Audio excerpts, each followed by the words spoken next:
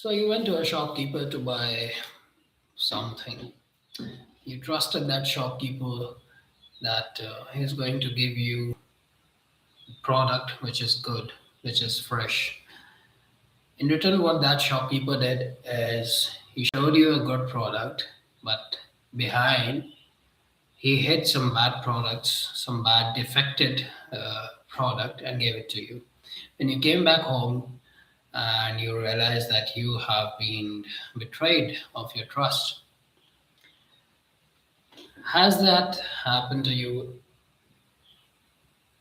at any time in your life? Probably must have happened to you. That's what happened when people start breaking trust in businesses, when people prefer honesty, when people prefer profit over honesty. That's what happened. So the purpose of the purpose of this video is to discuss the principle which Allah gave us to render the trust to whom it is due. And I've been making videos on this topic for, I think I've made 4 videos now. This video is completely focused on business aspect. And this thing which happened to me, and I have been telling this story again and again on my story, but I don't think I am able to get enough from the story every time I tell this.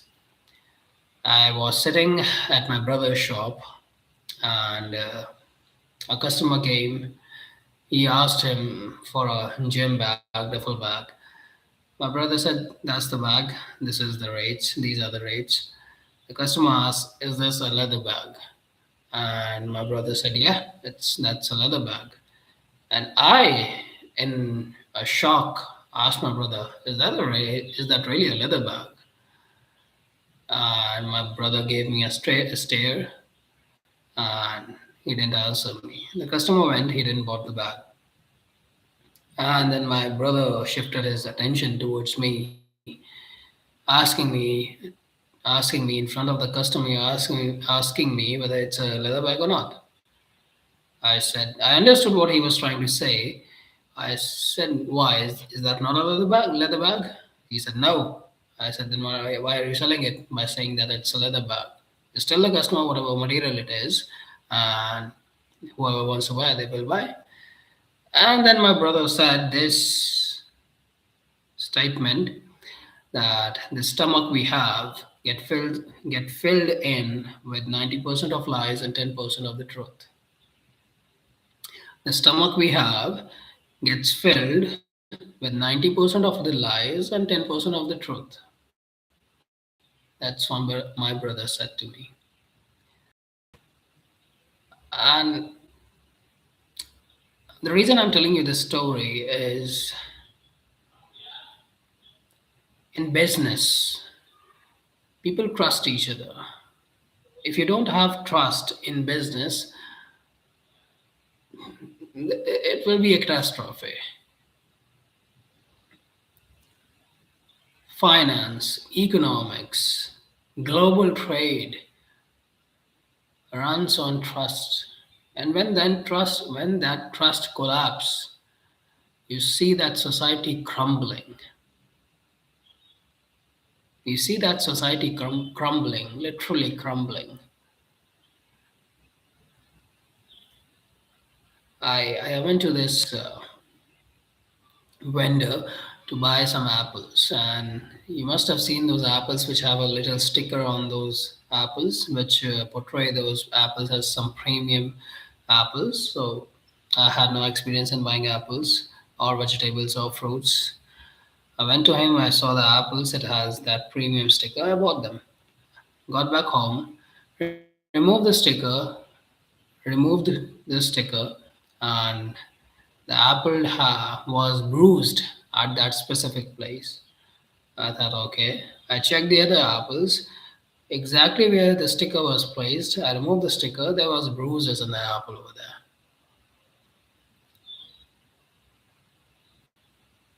Was that not a betrayal of trust? There's another story which happened to one of my teacher, where when my teacher was young, he said that he was walking by and he saw this old man sitting on the side of the road with this big basket of apples or some kind of fruit. They were apples probably, and he was really, really upset. The old man who was sitting by the side of the road, he was extremely upset. And so my teacher asked him, "Why are you so upset? What happened?" And that man responded to my teacher, "Son, I am really poor." My teacher said that he emphasized this really, that my son, I'm really poor. I sell these fruits on a daily basis, and then whatever money I earn, I take that money home to get the food on the table. That's what my life is. My teacher said, "Okay, so what happened?" So the basket which was kept in front of him, he just pushed that basket and threw it. And above that basket, they were all very good and nice and fresh apples. And underneath those apples, they were all rotten and bruised apples. He said, "I bought this basket to sell it for the day and see what they have done to me. They have given me bruised and rotten apples. How will I sell these fruits today?" And they won't even take it back. Probably that's why that man was sitting so upset over there. That's how that old man was betrayed out of his trust. And there was this another thing that happened where this guy who was doing some kind of social experiment, he he got a new tube in his bicycle's tire, and he took that to a repairing shop where he told that, "See, there's no air in the cycle. See if there are any puncture or not. Check it. And I'm going somewhere. I'll come after 10 minutes." When he came, that repair guy told him that this your cycle had three punctures. So that the person who was doing the social experiment, he said that, "Man, I just bought the new tube from the shop. How are you telling me that this tube had three holes in it?" And the response which that repair guy gave was, he started laughing and he said, "You should be grateful to me that I only asked you or told you that there are only two or three holes. I could have asked you for more."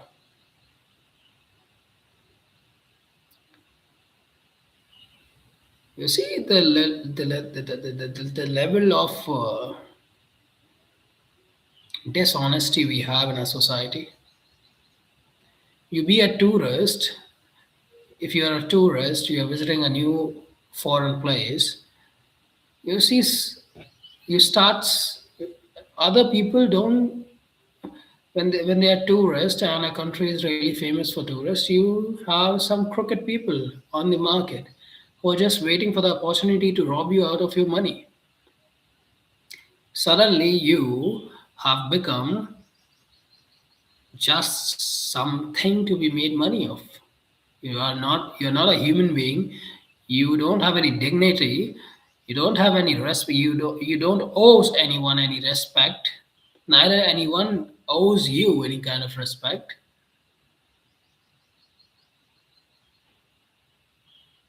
All that is left is these clever foxes roaming around just to rob you out of your money. Taxi drivers, taxi drivers asking inflated prices for what? 4 kilometers? $20 for 4 kilometers? Really? That's how much a car costs to run, at least in the third world or in the second world. just because of the person is not aware of what happens in that area, so we get the opportunity to rob that person. That's why people have trust issues. That's why people are so rude, especially with businesses. They don't talk nicely.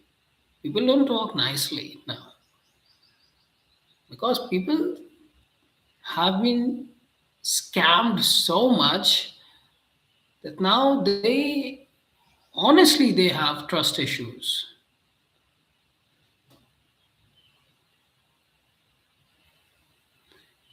People don't prefer to buy from the local stores now. At least these brands which are there, at least they provide value to the customers.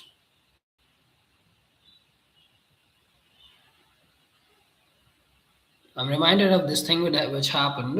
There was this iPhone, some latest iPhone got released, and this person he ordered his phone from a online platform. I won't take the name, but it's a really big platform, and it's doing very well right now.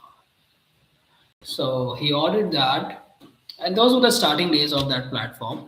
He ordered the iPhone, and what he got was he opened the box, and there were stones inside that box. Stones inside that box. How should a person trust? How should a person trust? And who should they trust? The people who are providing some kind of service, any kind of service, and they're just acting as a broker, portraying themselves as the business owner.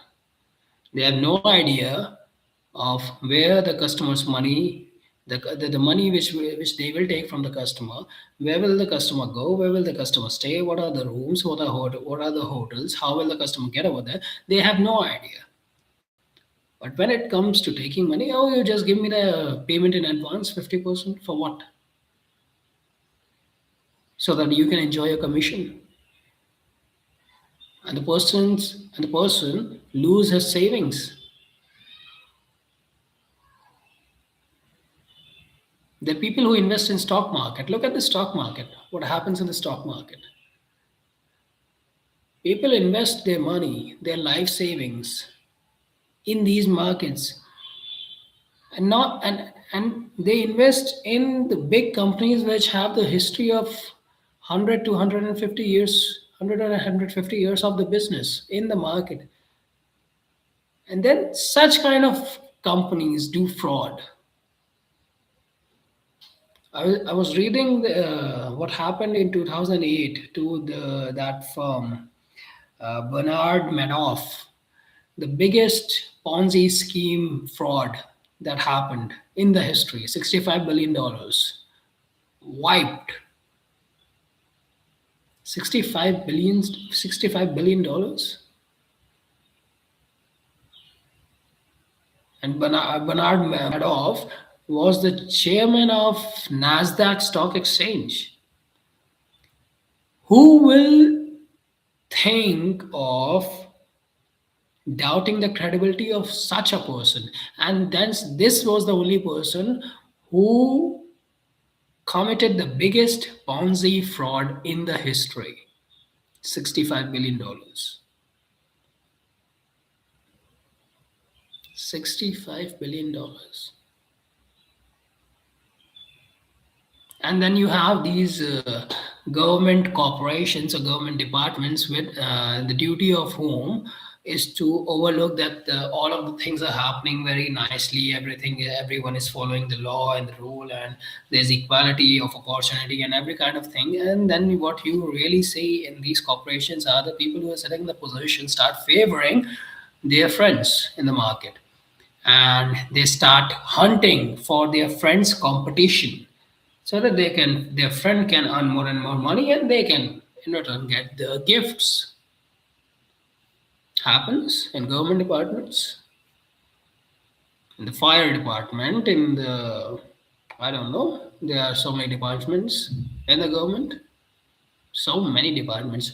I was sitting with one of my friend and he was telling that his known guy was working, took this contract from the government, of the billboards. You must have seen those big billboards around the roadside. So he was making that, and he said that making the real cost is just 5 million. I won't name the currency because I don't want to get the, or rather I will just say 5 lakh rupees happened in India only. So he said that the real cost of these billboards was 5 lakh rupees. The invoice which I have generated is 30 lakh rupees. 30 lakh rupees. Why? Because the people who have given me contract, I have to give them, he said that I have to give them the money. I have to give that politician who has given me the contract. I have to give the department who has given me the contract. I have to give the officers who are in sitting in the places over there. Everyone gets a share of that, 25 lakh. While the real cost was only 5 lakh rupees. And now, who is paying for this? Whose money is getting wasted? Those 25 lakhs? The Indian people, the taxpayer money. Their taxpayer money. Those money, these people's money is getting wasted. And the money, the tax money was taken from the people to do what? A better infrastructure, better hospitals, better school, better transportation, better everything. What is really happening? 5 lakh rupees goes into the actual cost, while the 25 lakh rupees goes into the private accounts of these people. And this is a really small part, really small example of what actually happens out there. What do you think? 30 lakh is a big contract? It's not even a chunk. How do you think billions of rupees get lost every year of taxpayers' money? While the roads are not, um, maybe, yeah, they are getting improved, but at what cost? What about the hospitals? They're getting improved, yes. At what cost?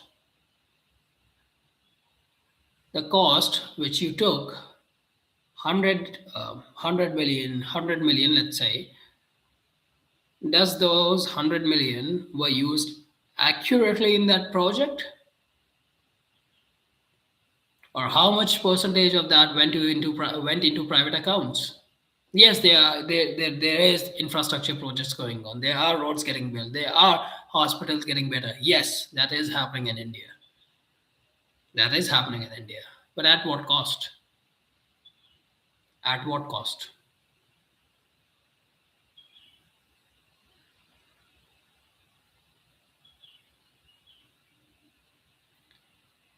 If the billboards cannot be placed on the side of the road without corruption, where the actual price was 5 lakh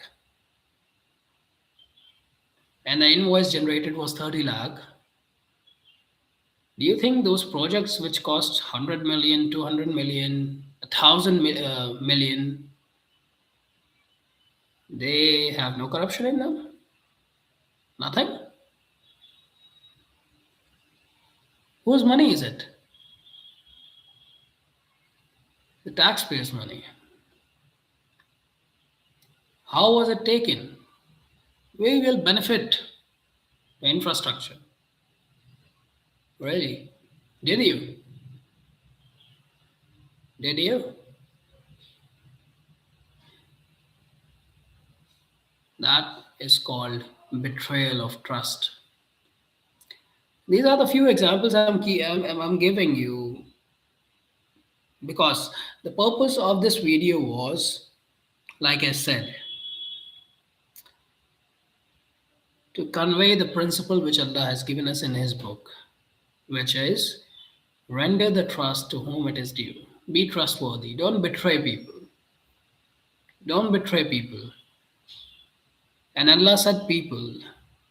Allah doesn't only say Muslims. Quran is not for just Muslims. It's for humanity. You cannot betray a Muslim and betray a non-Muslim and get away with that. You cannot lie to a non-Muslim and get away with that. You cannot hurt a non-Muslim and get away with that. Let it, if you are doing these things to a Muslim, and that is of course something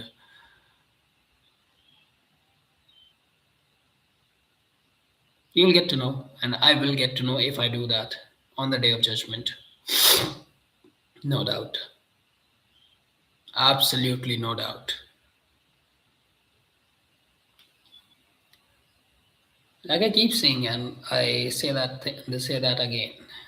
We have to internalize the book Allah has given us, and we have to start implementing the principles which Allah has given us in His book.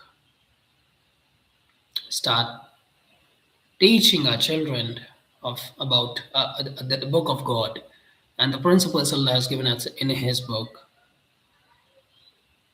so that we can have a better world. And nobody gets to get away with that.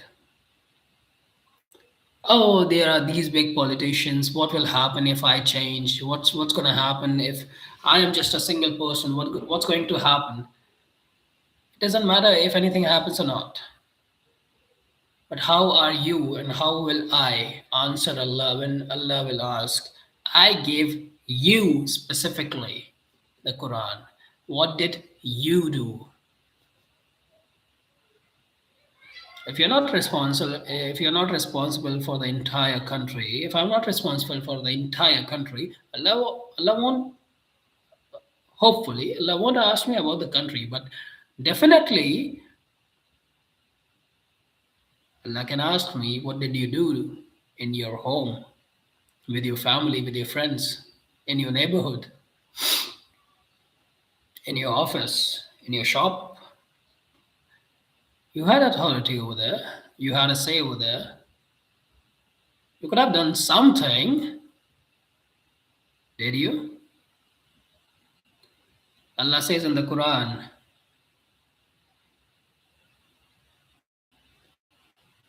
الذين آمنوا وعملوا الصالحات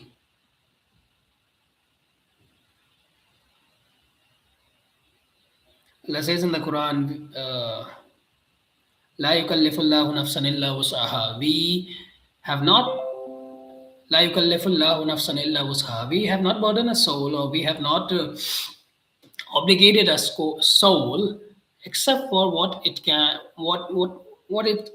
hold.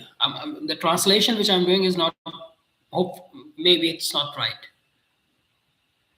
but I think you people might know this verse. La yukallifullahu nafsan illa wasaha.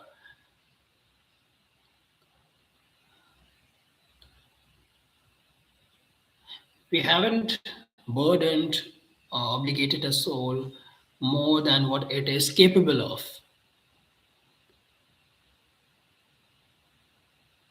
So the principles which Allah gave us in His book, whatever we are capable of, Allah can question about that. Nobody gets to get away by saying that I'm just a single person. What can I do? Nobody gets to do that.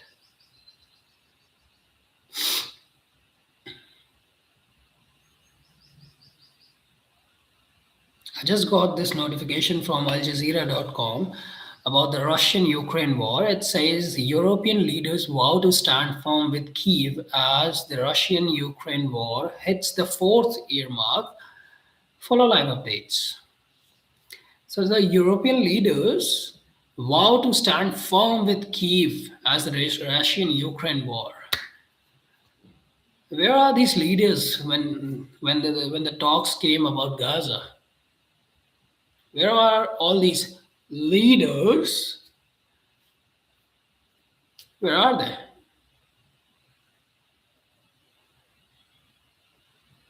Where are they? And I'm asking this question because one of the biggest protests for Gaza happened in London, and majority, if not half the population, was non-Muslim. The citizens of Europe are demanding their government to stop funding genocide. But these leaders are nowhere to be found. They're still funding the genocide. They're still doing whatever they want. Why are these people not fulfilling the trust of the European citizens? That's also a form of betrayal from the sides of the leaders. See, from footpath and small shops, to big businesses, to stock exchange, to international corporations, to leaders, politicians, from a person running a shop to a war or genocide happening, there's always one thing in common: a betrayal of trust is happening. We underestimate the principles which Allah has given us, but if enough people start obeying Allah and the principles which Allah has given us, this world will change, inshallah.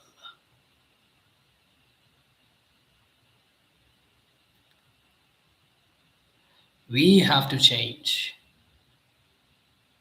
We have to change for good, of course. And make sure to give right guidance to our children because they are the future. They are the future.